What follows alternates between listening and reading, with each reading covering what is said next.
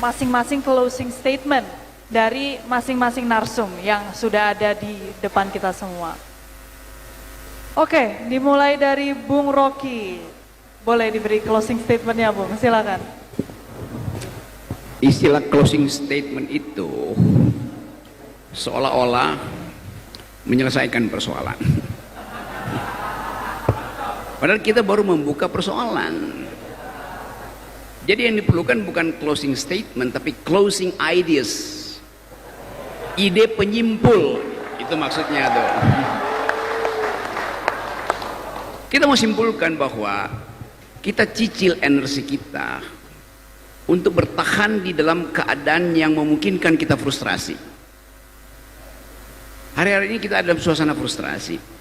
Melihat perkembangan politik yang masih penuh gejala intip mengintip antar partai, sikut menyikut antar tokoh, ketidak konsistenan di dalam kabinet, karena itu sangat mungkin akan ada evaluasi oleh Presiden Prabowo dalam 100 hari ke depan.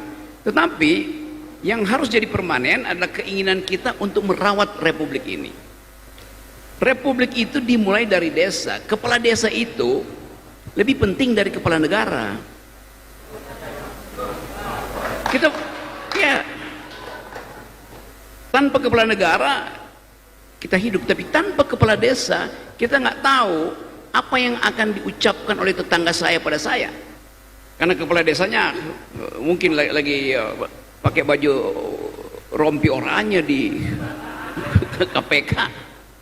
Jadi sekali lagi saya ingin supaya kita rawat republik ini. Republik dari awal dimaksudkan untuk menghasilkan kebaikan bersama, itu dasarnya. Tapi kita mulai cemas bahwa oke, ada Pak Prabowo ingin supaya ekonomi tumbuh 8% itu. Walaupun sekarang kabinetnya mulai ubah sedikit, kan 8% itu dianggap susah untuk dicapai. Oke, menuju 8%. Waktu menuju 8% artinya akan ada ecological footprint. Berapa persen? Bertumbuh 8% akan ada pabrik dibangun, artinya akan ada karbon diproduksi. Bertumbuh 8% artinya akan ada lahan untuk dijadikan food estate misalnya. Pasti di situ ada ukuran carbon tradingnya berapa yang akhirnya terlepas ke angkasa kan.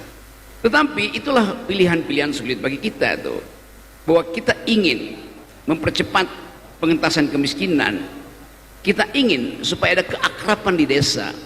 Tapi selalu pertanyaannya adalah, nanti pemerintah mau bantu apa? Itu pertanyaan yang justru menyebabkan kita pasif untuk menghasilkan harapan. Jadi harusnya ucapkan sesuatu dan jadikan ucapan itu peristiwa yang memungkinkan kita berharap. Jadi saya balik lagi logikanya. Anda mesti anggap bahwa pemerintah pusat lagi pesimis, maka Anda yang mesti optimis. Itu dasarnya tuh. Tentu pemerintah pusat akan menyembunyikan pesimisme dia itu dalam angka, di dalam public relation biasa itu tuh. Tetapi terbaca bahwa ini negeri ada dalam keadaan bimbang. Mungkin banyak politisi sekarang yang tiap malam minum Xanax, Esilgen, obat penenang tuh, karena nggak tahu mau ngapain.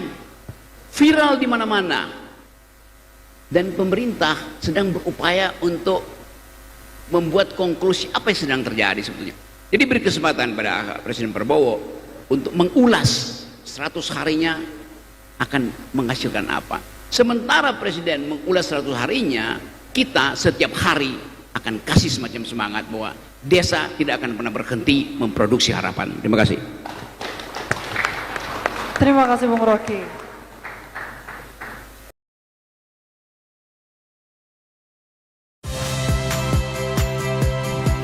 Saya Cynthia Rompas.